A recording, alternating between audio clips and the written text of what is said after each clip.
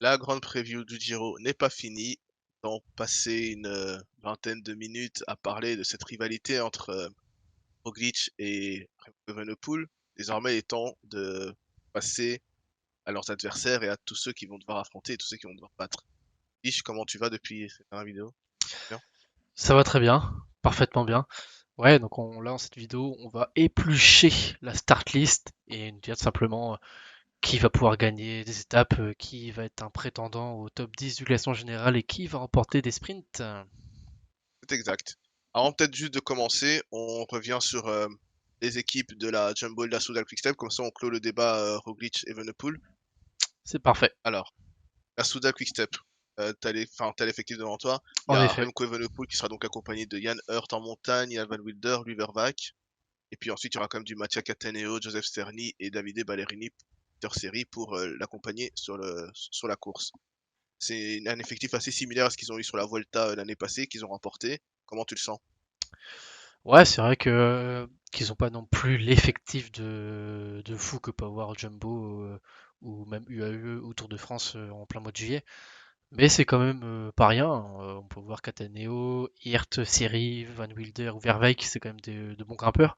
Donc ils sont d'un niveau plutôt égal. Ouais, il a une petite garde rapprochée et moi je trouve ça pas déconnant en tout cas. En opposition pour la Jumbo, de coup, Roglic sera accompagné de Eduardo Affini, Koen Bouwman, vainqueur de 2 étapes sur le dernier Giro, Tobias Foss, Robert Kesing, Michel Hessmann, Sepp Kuss, le fameux acolyte, et Jan Tratnik. Équipe qui a l'air déjà bien plus puissante sur le papier aussi, euh, comme tu en parlais sur la précédente vidéo. Ouais, ouais, mais c'est vrai quand j'ai réfléchi, je me dis en fait ça peut être tellement aléatoire parce que c'est vrai que Koen Bouman il est très très fort mais ça dépend des périodes. Tobias Foss c'est plutôt Tobias Fraud par moment mais bon ça c'est encore autre chose. Gazing c'est peut-être pour moi peut-être bien au final le plus fiable. Sepkus c'est sur courant alternatif aussi. Un jour il va être très bien, il va être le meilleur équipier. On se rappelle sur une Vuelta c'était simplement quasiment le meilleur coureur même sur certaines étapes de montagne. Des fois on le voit même pas quand il a sa chance en tant que leader, on a pu le voir sur le UAE Tour, il n'a pas existé. Ici, il attaque à 10 bornes et il pète à 8 bornes. Et Tratnik, ouais, qui peut lui c'est être le couteau suisse. Euh, il va être bon sur tous les terrains. Mais c'est vrai que j'ai un peu du mal à cerner cette équipe. Et toi, tu la sens comment, toi, cette Jumbo? Ben, ouais, comme je disais, je trouve que la Soudal est peut-être mieux armée, mais par contre, la Jumbo a énormément d'expérience. Justement, t'as parlé de Gazing qui était le plus fiable, c'est un morceau qui est dans tous les bocaux de la Jumbo ces dernières années, il est hyper fiable. Et ça, je pense qu'il aura un peu cette allure de capitaine de route pour la Jumbo. Et je pense qu'après Affini, c'est quelqu'un qui connaît bien le Giro, Koen Bouwman aussi, Tobias Foss aussi, même s'il a l'air d'avoir un peu euh, d'être, enfin, comme tu l'as dit, d'être dans le moins bon. Et il a aussi un peu ses problèmes avec la Jumbo, le fait qu'il quitte l'équipe, il voulait être leader sur le Giro, mais à son niveau, il peut pas être leader, enfin, je suis désolé pour lui. Que, voilà. Et après, on intègre aussi les jeunes comme Michel Esman, qui a fait un très beau tour de l'avenir l'année passée, qu'on met directement sur un grand tour, dans un rôle de travailleur, à voir aussi comment il se débrouille. Mais oui, je trouve que l'équipe est bonne, mais elle a l'expérience, mais je sais pas pourquoi, je sens qu'il y a un truc qui fait que ça va pas aller. Ok, donc pour toi, plutôt, je pense que quel effectif est le plus dense entre Soudal Quickstep et Jumbo Visma? J'ai plus penché pour la Soudal Quickstep, bien que celui de la Jumbo est peut-être celui que je trouve le plus fort, mais je pense que, enfin, je sais pas pourquoi il y a quelque chose qui me fait dire que celui de la Quickstep sera mieux armé que Plus fort, mais Jumbo peut-être Visma. moins fiable, Jumbo. C'est ça. Peut-être aussi avec les souvenirs de la Volta de l'année passée qui me font dire ça. On a vu que même Alaphilippe qui était pas en super forme se démenait à 120% pour Remco et faisait un travail que vous ne l'imaginez même pas en fait. Ok, très bien. On va passer par une équipe française cette fois-ci. Si on prend dans l'ordre, la deuxième équipe c'est AG2R la mondiale. C'est ça, le Giro AG2R qui Citroën Team, pardon, excusez-moi. Citroën, il faut le dire. Citroën. D'ailleurs, C'est qui vrai sera que Citroën qui va disparaître d'ailleurs. Il me semble que j'ai vu ça passer récemment. Citroën qui sera plus sponsor de d'AG2R l'année prochaine. Donc ça va être AG2R Renault Team, peut-être. peut-être. Mais c'est vrai que le Giro met ses équipes, enfin les équipes par ordre alphabétique. Du coup, c'est déjà beaucoup plus simple pour les classer. Et oui, la G2R qui viendrait avec un effectif assez habituel avec du Ventrame, Cherel, Alex Baudin qui vient de la Tudor, Paul Lapera, les deux frères Paré Peintre, Nicolas Prodhomme, Larry Warbas, que quelques coureurs qui connaissent déjà le Giro. Et on accumule à ça des jeunes coureurs qui ont aussi prendre de l'expérience sur cette course. Même si la tête d'affiche sera peut-être Aurélien Paré-Peintre. Est-ce que tu as un mot sur ce coureur? Est-ce que tu vas faire classement général, des étapes? Ouais, j'ai stabiloté Aurélien Paré-Peintre, mais pas très très fort quoi. Ouais, c'est pas ce qu'il y a de mieux chez AG2R, on va dire. À une époque, ils avaient Pozzovivo en tant que grand leader sur les tours annexes, mis à part le Tour de France qui était important. Mais là, à Vendrame, ouais, il est un peu esselé et il essaie de faire comme l'année dernière ou l'année d'avant, je sais plus quand il a remporté son étape. Ah, ça c'est un... Ouais, je trouve ça un peu faiblard quand même sur un Giro. Ouais, c'est dommage. Mais je sais pas ce que t'en penses pour Paré-Peintre. J'ai l'impression que il est bon grimpeur, mais il a vraiment du mal sur les enchaînements de col en fait. Et du coup, je me dis, mais sur le Giro, c'est peut-être la course où il y a le plus d'enchaînements de col sur les étapes. Donc, on le met un peu dans la merde, un peu, enfin, avec dans cette composition-là, sur cette Ouais, course-là. ouais, je sais pas, peut-être qu'après il l'a travaillé différemment en tant que là en tant que leader après Paris-Nice, peut-être qu'il a été faire des stages en altitude où il a travaillé les enchaînements. Peut-être, là en tout cas il a sa chance, donc on va voir. Là, le possible de Quenin qui arrive avec Stefano Dani, vainqueur d'étape sur le Giro l'année passée, et aussi le sprinter Caden Gross qui a fait un mois d'avril plutôt intéressant par rapport à ce qu'il montrait en début de saison. Ouais, il a fait un très beau mois d'avril comme tu l'as dit. Ouais, c'est le seul coureur que j'ai stabiloté dans l'équipe, même si Oldani, je pense qu'il aura sa carte en tant que baroudeur. Il y a quasiment pas de grimpeur. Conchi, Oldani, oui, ça peut se démerder. Mais sinon, ouais, Caden Grove, avec Sinkeldam, Sbaragli, Eric Bick, ouais, c'est une équipe dévouée à Caden Grove. On passe à la Astana qui, pareil, va tourner autour d'un sprinter, Mark Cavendish. Mark Cavendish qui, du coup, a été transféré sur le tard, hein, à la Astana. Comment tu sens son Giro se passer, sachant qu'il sera aussi potentiellement sur le Tour, donc gagner sa 34e étape, battre le record.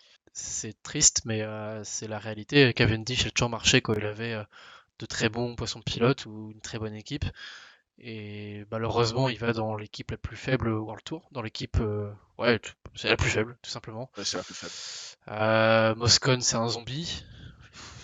Euh, Sanchez, bon, il a 45 ans, ça devient un peu, il a toujours un bon niveau, mais j'ai un peu de mal, ouais. Et puis à côté, bah, non, c'est Joe Dombrowski peut-être qui peut, mais là, c'est même pas du sprint, donc au final, non.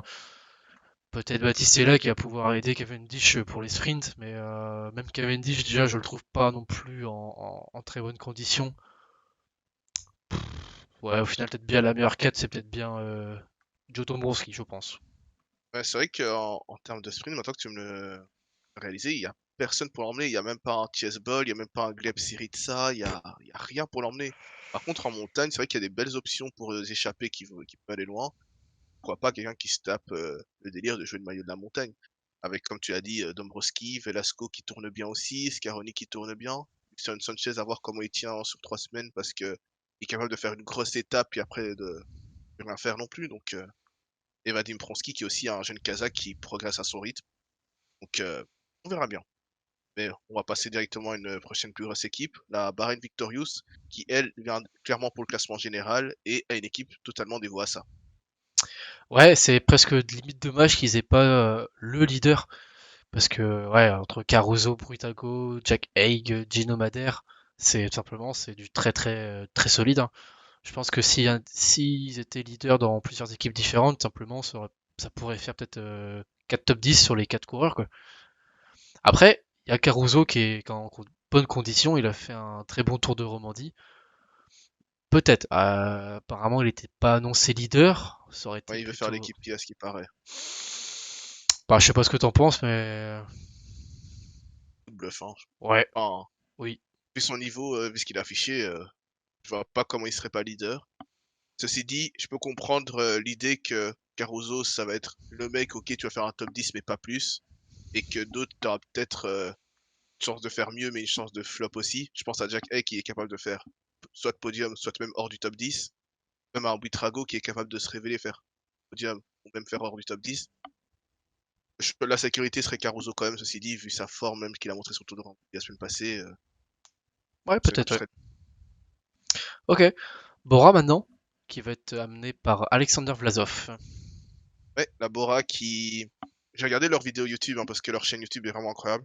Ah ouais? Euh, ouais, je trouve qu'ils font un bon boulot. En plus, ils présentent bien l'effectif. Ils ont parlé justement aussi de ce Giro remporté et de comment préparer la défense du titre, comment la préparer justement.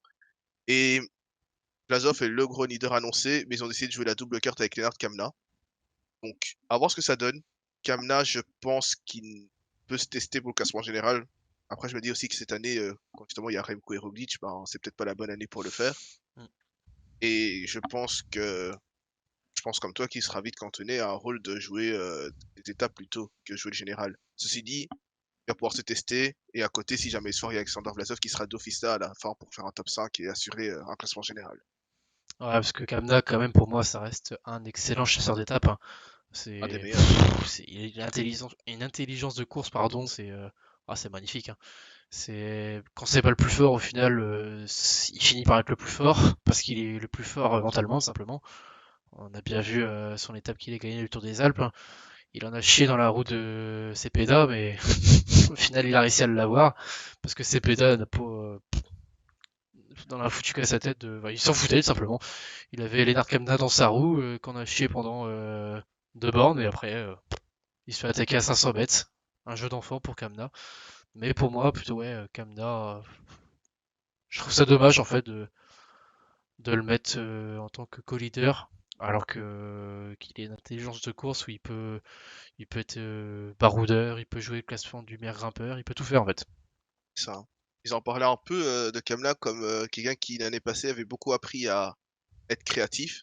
Du coup, donc gagner ses étapes, savoir où partir et quand on pouvait faire ses raids. Et que là, ils essaient de l'apprendre justement à être aussi plus défensif pour vraiment avoir les deux aspects du jeu. Mais je me dis, pourquoi pas en faire un Thomas de Ghent ultime en fait. Enfin, c'était plus ou moins la trajectoire qu'il avait là. Donc, on l'a vu l'année passée même sur la planche des belles filles, il est à 1 km de gagner l'étape. Alors que juste avant, il avait eu le Giro, il y avait son étape remportée, il y avait tout le travail qu'il avait fait pour ses équipes puis en montagne. Ouais, leur faire jouer le général. Sur Tirreno, ça n'a pas été si mal, hein. Il a son top à la fin, top 5, top 10. Et il a fait un très bon chrono, mais ouais. J'aime bien aussi le Kamla chasseur d'étape, donc on verra.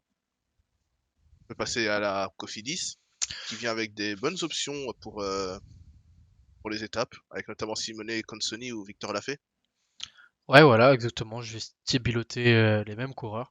Contre Sony, bon, il manque quand même une petite pointe de vitesse pour moi. Il pourra jouer les podiums. Et Victor Lafay, c'est un coureur qui marche très très bien toujours en Italie. Donc j'ai hâte de le voir ouais, sur un Giro. Il a très très bien marché à la flèche. Ouais, il fait un très bon début de saison. Donc ouais, j'ai hâte. Moi, je miserais bien sur une petite victoire d'étape, tiens. Et en montagne, en plus, il y a Rémi Rocha, s'il retrouve un peu tous ses automatismes, ça peut aussi être une très très bonne option. On va passer maintenant à la IF, bonne équipe d'outsiders aussi, avec Roberto Oran annoncé comme leader, sûrement co-leader avec Hugh Carty, et aussi à côté une très belle équipe en montagne qui l'équipe n'a pas été totalement annoncée, mais on peut Ouais. déjà imaginer qu'il y aura ce qu'on a vu sur le Tour des Alpes avec Cepeda. Il y a tout ce qui est annoncé, donc c'est aussi un très bon grimpeur. Il y a Ben Illy, le Ben Illy qui ressort des Ardennaises. Ouais, je Donc, pensais pas avoir ouais, la start kit n'est pas encore officielle, mais ouais, je trouve ça étonnant de le faire courir Ben Ali. Bon, à voir. Et par contre, moi, je mets une énorme belle pièce sur Magnus Cort. Il a fait un Romandie un peu en deçà, mais c'était, je pense, de bons efforts. Là, il va arriver en pleine bourre pour le Giro. Ouais, ça peut être un très très beau client. Il passe très très bien les bosses. Une énorme belle pointe de vitesse. Et puis on voit bien de toute façon la IF, tout simplement, il marche à fond depuis le début de l'année. Donc pareil, victoire d'étape aussi. et ouais, et en montagne, comme on l'a dit, hein, si jamais un des deux leaders se foire, ou même s'ils sont trop loin pour impacter le classement général, ils ont des pièces de fou. Quand même, Bettiol peut aller jouer quelque chose en montagne, ce qui tient bien. Caicedo aussi, il est présent aussi. Enfin, on verra la compo officielle. C'est que des beaux noms et IF, ouais, comme tu as dit, surperforme cette année. Donc, on va passer à la Eolo Cometa avec euh, très régulier Vincenzo Albanese. Enfin, un début de saison très très très solide, hein. Ouais, ouais, tu l'as dit, il fait de très belles placettes. Je sais pas s'il a levé les bras ou pas cette année, mais Non, j'ai l'impression qu'il a fait tout le temps deuxième en ouais, fait. mais c'est un coureur qui marche très bien, donc ouais, qui sait sur une étape, même il va devant, hein, je trouve qu'il a un peu le même profil qu'Andrea Van Drame. Il a une belle pointe de vitesse, il passe bien les bosses, mais il sait pas encore quelle est sa meilleure option.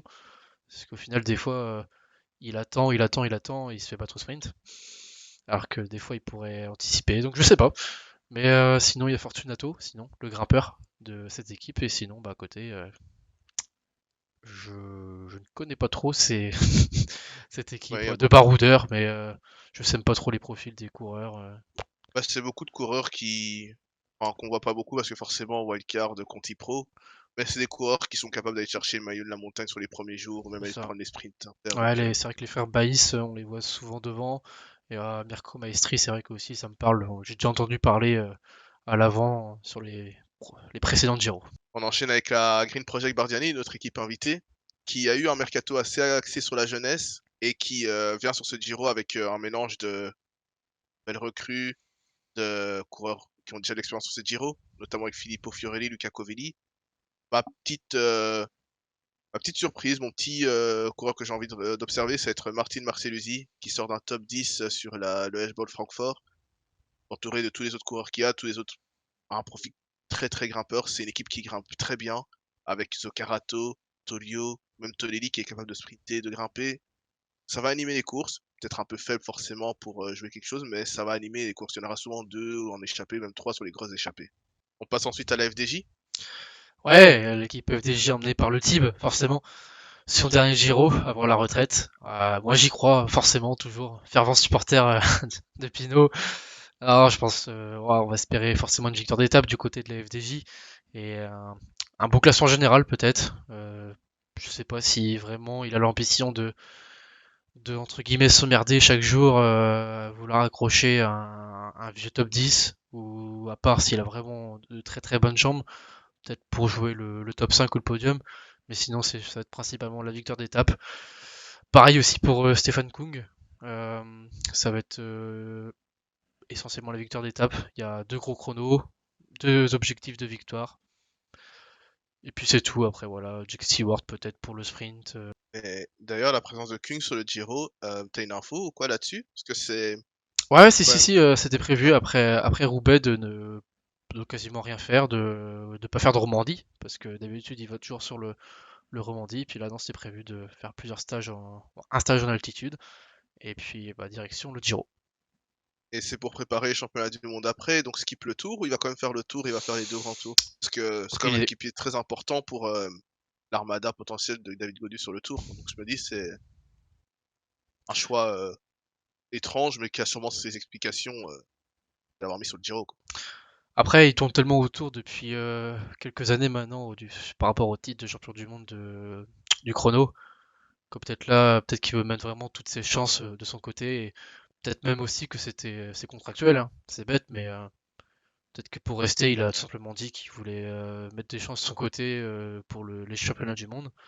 Donc sachant que avec la proximité que ça a par rapport à la fin du Tour de France, c'est compréhensible. Surtout après avoir perdu pour 2 secondes contre un Ouais, c'est clair. Tobias Foss, comme on l'a dit, hein, un Puis peu le flop de la saison sur les chronos, quoi. c'est quoi à dire, mais il est quand même un équipier une bonne partie de l'année et c'est quand même dommage de ne pas lui laisser sa carte. C'est l'un des plus gros moteurs du peloton. Et quand il a sa carte, rien que pour lui, rien que pour ce Giro, je pense qu'il va se faire plaisir. Il va peut-être protéger le Tib sur quelques étapes de plaine, mais il va se faire plaisir, je pense. Et pareil, victoire d'étape pour Kung. Face à l'équipe qui a dans ses rangs un concurrent à Kung pour les chronos, la Ineos Grenadier de Filippo Ganna.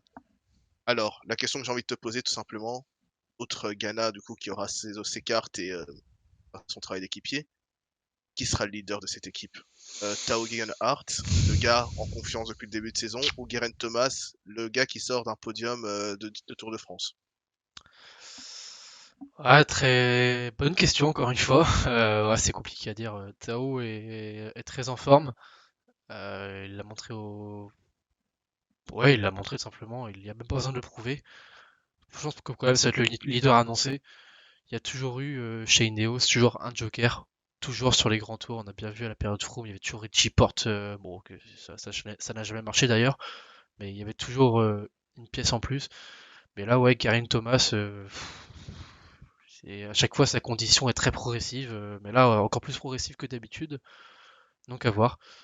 Sinon, bah, il n'y a pas eu le Sivakov encore. Lui, par contre, c'est toujours un très bon niveau, c'est constant, c'est un très bon équipier. Lorenz de plus, pareil pour la montagne, c'est solide. Timen Arespan, une première année chez Neo, c'est un peu compliqué. À voir comment il va s'adapter ou même comment il va le déjà sur 3 semaines. L'année dernière sur le Giro, il a fait un bon Giro. Il était de base équipier de Bardet, puis il a réussi quand même à accrocher, je crois, un top 15 au classement général, alors il a fait une belle remontée en 3e semaine. Donc très beau collectif, peut-être l'un des plus forts aussi avec du coup la Bahreïn. Ouais, et toi, qu'en penses-toi? Qu'en penses-tu, pardon, en tant que leader, Ouais, premier leader? j'ai toujours envie de croire en Geraint Thomas parce qu'il fait un peu la spéciale que Froome nous faisait aussi, c'est-à-dire être équipier toute l'année et être leader quand c'est son moment. Mais après, Geraint Thomas sur le Giro, c'est vraiment pas une histoire d'amour, hein. 2017, il y a Ouais, il la s'était fait moto, renverser, ouais, ouais, putain. et du coup, il avait abandonné 3 jours plus tard, je pense. 2020, il chute à cause d'un bidon qui revient sur la route. C'est pour qui? C'est pour Bibi. Il tombe, abandon, du coup, Geraint Thomas, Tao Geoghegan Hart devient leader, remporte le Giro et tout ce qui suit. Et là, bah, on est en 2023, pardon. On va dire c'est tous les 3 ans que ça arrive, mais ça se trouve, Geraint Thomas va encore abandonner pour un problème bête, tout simplement, un bête. Et, et puis au final, la question se posera plus, sera-t-il au leader. Mais je pense que l'option de départ va quand même être Geraint Thomas leader parce que c'est bête à dire, mais c'est celui qui perdra le moins de temps en chrono sur Ko et Roglic. Potentiellement celui qui est le plus proche de faire podium en fait. Ok, ça me va. On enchaîne avec l'Intermarché, Circus Santi, qui va être amené par Rein Taramae. Bon, ça va être pour les étapes, tout simplement. À côté, c'est pareil, il y a Lorenzo Rota qui peut être en forme, et puis derrière, c'est un peu la découverte, hein. Il y a beaucoup Ouais, de coureurs qui découvrent les GT. ouais. Donc, Mais déjà il y a beaucoup de coureurs qui même découvrent le World Tour cette année. En plus là du coup avec les GT, enfin quand on voit que Lorenz Wyss arrive sur le Giro, je pense qu'il a pas fait de grand tour avant. Arne Marit, ça doit être pareil. Il y a quand même le gage d'expérience avec Simone Petit qui peut toujours être intéressant en montagne sur un Giro. Il y a Sven-Eric Bistrom aussi qui a quand même cette expérience. C'est vrai que ouais, l'équipe va beaucoup tourner autour de Bonifacio pour les sprints et Ren Taramae pour la montagne. Il fait une bonne saison, Taramae. Il a beaucoup de top 15 à son actif cette saison, que ce soit en World Tour ou hors du World Tour. Donc, à voir comment ils vont jouer autour de lui, si ça va être les étapes, si ça va être un classement général final, parce que même aller chercher un top 15, c'est pas mal. Parce que suivre après ce qu'ils ont fait l'année passée, ils ont mis deux dans le top 10 avec Hurt et Pozzo Vivo. À voir. C'est clairement une équipe, comme tu l'as dit, hein, pour les échapper, pour faire des coups. Ça, c'est la spéciale de Wanty de faire des coups un peu où on n'attend pas. Donc, voilà. t'as parlé de Pozzovivo. Du coup, on va enchaîner tout simplement avec la Israël Première Tech, qui va être amenée par le grimpeur italien. Bah, tout simplement, je pense, merci Pozzo, parce que c'est faible, c'est très très faible. Je parlais d'AG2R qui était faible, mais là, on est encore, je pense, encore plus faible pour du World Tour. À part Riccicello, peut-être, qui est le jeune grimpeur américain qui va être, pour moi, peut-être l'une des révélations Ouais, sur ce Giro. clairement. Derrière, ouais, c'est triste. Ouais, non, c'est. Non, tu l'as dit, c'est pas fou. Il y a peut-être Stephen Williams qui peut aller faire un bon sprint après une étape compliquée. Puis sinon, il y a Simon Clark, gage d'expérience, un Mathieu Schmidt, pareil, gage d'expérience, mais en termes de niveau pur, Marco Frigo, il vient de la Conti, il arrive directement sur le Giro. Derek G, pareil, que tu sens que ils veulent travailler sur la jeunesse. Une équipe qui, on a connu, a bossé avec que des vieux et qui est encore là à signer Pozzo Vivo comme leader. C'est assez paradoxal. Mais on va voir ce que ça donne. Le mélange peut être intéressant. Et comme tu as dit, Ricciello est vraiment la grosse sensation pour moi sur ce Giro. Mathieu Ricciello est le gars à suivre. Movistar, sans grimpeur, pour une fois. La Movistar, hein, il y a quand même Rubio, qui a quand même remporté son étape sur l'UAE Tour. Maintenant, le voir leader, je ne pense pas. Pourquoi pas en montagne? C'est la course qu'il préfère, le Giro. Tous les ans, il l'a fait. Maintenant, ouais, il a dit, il y a Gaviria qui est présent, enfin, donc Gaviria en C'est forme en ça. plus. Oui. Ouais, et puis ouais, il y a quand même Max Canter qui va être là, l'Éternel Roras aussi qui va être avec son expérience, même son placement. Ouais, ça peut être sympa de voir ça. C'est vrai que Max Canter, il a eu sa chance. Bon, ça fait quand même ça fait déjà plus de 2 ans, je crois qu'il y est à la Movistar. Il a eu sa chance sans pouvoir trop s'exprimer, mais en tant que poisson de pilote, ça peut être une belle surprise. Ouais. Et c'est vrai que j'ai vu que tu as pointé Carlos Verona aussi dans la liste. Ouais, Un coureur qui a remporté une étape sur le Dauphiné l'année passée et qui, en chasseur d'étape, peut toujours être une option très intéressante. c'est ça, très très fort en général, lorsqu'il suffit d'enchaîner des cols où il est simplement l'un des plus forts. On le voit rarement, il a rarement sa chance, mais quand il l'a, par contre, il la sait très bien. Ça. Pour avoir vu les séries Movistar, hein, j'ai l'impression que ce mec, c'est l'équipier originel, quoi. Il est toujours en pleine abnégation pour ses leaders. Et quand il sent que les leaders sont pas dans le bon, parce que par exemple, enfin, il collabore avec Enric Mas, du coup. Quand Enric Mas a souvent ses sautes d'humeur et tout, on voit Verona toujours calme, posé, qui parle, qui est chill, on dirait une force tranquille, en fait. C'est ça. C'est vraiment cool à avoir dans son équipe. On retourne aux Français, à la Bretagne. Petit marqué à Samsic. Ouais, la maison. Ouais, non, je pense que Barguil, ça va tout simplement jouer les étapes, et puis ouais, non, il n'y a pas grand-chose à côté, hein. Peut-être David Decker pour les sprints, mais il va être un peu isolé avec Alan Rioux ou Clément Russo. Alessandro Verret, pourquoi pas, sur son tour. Mais ouais, c'est une belle équipe, mais malheureusement pour exister face aux grandes armadas, ça va être compliqué. Barguil, il lui reste plus que le Giro, je pense, pour gagner sur les trois grands tours. En effet, c'est ça, il a déjà gagné sur la Vuelta et le Tour, et ouais, ça peut être un gros objectif. Il était malade là après les Liège-Bastogne-Liège, il a chopé le Covid, donc je sais pas, à voir dans les conditions qu'il va être. C'est vrai que pour le coup, il va miser que sur la fraîcheur parce qu'il a pas trop pu bosser après, après ces courses-là, mais on verra. Enchaîne avec la Team Coratec, nouvelle équipe Conti Pro, qui obtient directement sa wildcard, car pas assez d'équipes italiennes en Conti Pro tout simplement. Euh, voilà, l'équipe arrive avec un effectif bon, assez faible et avec peu d'expérience. Il y a quand même quelques noms qui sont passés avant le tour, comme du Konichev, du Quarterman, du Attilio Viviani, mais il y a surtout Valerio Conti qui, même si sa forme est très descendante depuis qu'il Mm. a porté le rose, reste un coureur habitué au Giro. C'est ça, j'ai pas grand-chose à rajouter. C'est une équipe qu'on verra dans les échappées de première semaine. Puis ouais, Conti sur peut-être sur une belle étape de baroudeur, mais j'y crois pas. Ouais. J'ai quand même envie de pointer Nicolas Tivani, sprinter argentin qui peut être pas mal et assez passe-partout. À voir ce que ça donne, des petits top 10 par-ci par-là, ça peut être vraiment cool, c'est un profil assez intéressant. C'est sa première saison hors d'Argentine. Il a toujours roulé de coup là-bas et ça fait un moment qu'on se disait qu'il devait quitter l'Amérique pour arriver en Europe.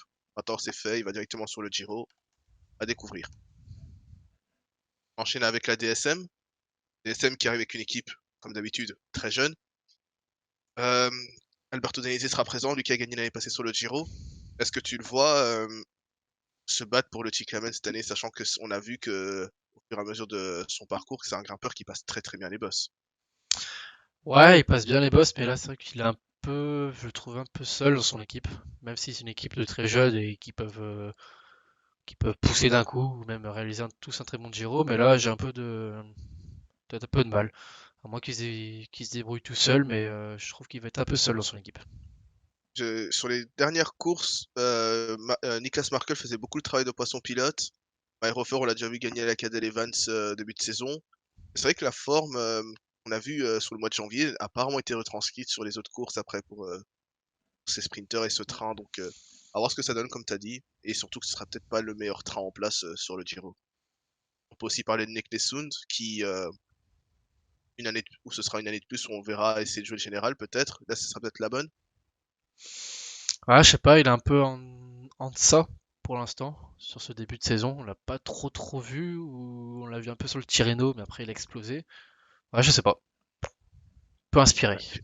J'ai beaucoup de mal avec ce coureur, dans le sens où ça fait peut-être 3 ans qu'il est là à la DSM, mais que j'ai l'impression que les espoirs qu'on a depuis 3 ans, mais sont toujours là en 2023, quoi. Alors que C'est il est ça. plus tout jeune non plus, il est toujours en dessous de 25 ans, hein, parce que marque de fabrique DSM, mais il commence à faire son temps dans l'équipe. Je sais pas, j'ai un peu peur pour le coureur, en espérant qu'il nous fasse tort forcément. On enchaîne avec la team Jayco Lula, avec mine de rien une équipe plutôt intéressante, notamment sur les sprints et l'étape de baroudeur, tout simplement. Ça peut remporter plusieurs victoires d'étape. Oui, Michael Matthews qui a remporté l'étape de Mende sur le Tour vient sur le Giro cette année. On va voir ce que ça donne, sachant que là en plus il n'y aura pas de gros sprinters pour empêcher de faire les sprints massifs. Donc on va voir ce que ça peut donner. Il peut toujours avoir ce Chikamen, sachant qu'il peut très bien aller dans les échappées et récupérer quelques points. C'est pas autant de points sur les sprints inter sur le Giro que sur les autres courses, mais il y a quand même des points à les prendre par-ci par-là. Et ensuite, oui, comme tu as dit, hein, les échappées, baroudeurs, Alessandro De Ouais, Marchi qui revient Marquis. bien. Tenbar qui a fait un bon tour de Romandie. Je m'y attendais pas, donc, mais il revient en forme, donc pourquoi pas. Et Filippo Zana aussi qui a un peu demandé à être leader sur le Giro. On verra ce que ça donne. J'ai pas l'impression qu'en haute montagne ce soit le plus chaud, mais il a l'air d'avoir une bonne résistance à l'effort, donc je me dis pourquoi pas aller chercher aussi une étape plutôt que de jouer le général. Il y a des gars d'expérience, hein, Postelberger, Burn, Scottson, Stewart qui pourra aider Matthews. C'est une belle équipe. Ok, très bien. On va enchaîner du coup avec l'avant-dernière équipe, la Trek Segafredo, qui malheureusement partira sans son leader italien Giulio Ciccione, victime du Covid. Ouais, tu connais à qui ça tenait à cœur de faire ce départ aux Abruzzes, du coup, sa région natale. Malheureusement, du coup, le Covid l'a attrapé, il sera pas remis à temps. Que l'équipe sera plutôt tournée autour de Mats Pedersen qui veut gagner sur les 3 grands tours et Bauke Mollema. Ouais, Et un peu vas-y. vieillissant peut-être Mollema, mais ouais, c'est vraiment dommage, hein, Ciccione qui soit pas là parce que Ouais, il c'est nul en vend, fait, ça ouais, redevient nul en montagne sans lui, hein, c'est clairement. ça, il manque un truc. Mais je vois qu'il est remplacé par Gebrek Xabier, je me dis pourquoi pas. Gebrek Xabier est pas mauvais ces 2 dernières années. On verra ce que ça donne. Bon, c'est pas non plus les standards que Chicone nous donne, c'est clair, hein, mais c'est une bonne option de remplacement et je pense que c'est son premier Giro. Il va découvrir aussi la course et des cols plus longs, peut-être que ça va le. On termine avec la Team Emirates de Joao Almeida, qui vient accompagné de Jay Vine, de Brandon McNulty, parce qu'Ackerman sera aussi présent pour les sprints et pourquoi pas le Chiclamen qui a déjà remporté. C'est peut-être la plus forte équipe en termes de complétitude. Complétude. Je sais pas si ça je dis. Mais c'est peut-être l'équipe la plus complète et la mieux armée sur tous les terrains derrière la Jumbo et la Soudal. Ouais, c'est vrai, mais je trouve que c'est dommage, cette équipe ne correspond pas au leader. C'est vrai que Almeida, c'est pas celui qui va attaquer de loin, il sera toujours au train à faire le même effort. Et il est une équipe qui permet tout simplement d'avoir un Pogacar dans la start list tout simplement. Quand on met du Covey, du Formolo, du McNulty, du Ulissi, du Vine, bah, il faut le leader qu'il faut. Mais peut-être à voir aussi, J Vine aura peut-être sa chance à faire valoir parce qu'on connaît Almeida, hein, il peut être classé 15e la première semaine à 3 minutes. À la 19e étape, il sera à 2 minutes 50 au général et il sera toujours là. C'est une bonne sangsue, c'est digne successeur de Rui Costa, c'est parfait ça.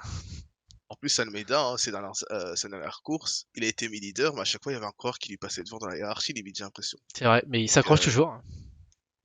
pourquoi pas, en fait, hein, pourquoi pas la sensation de Jevan qui, on l'a eu en début de saison, est bon en montagne, enfin, il est bon sur les bosses, il est bon aussi en chrono.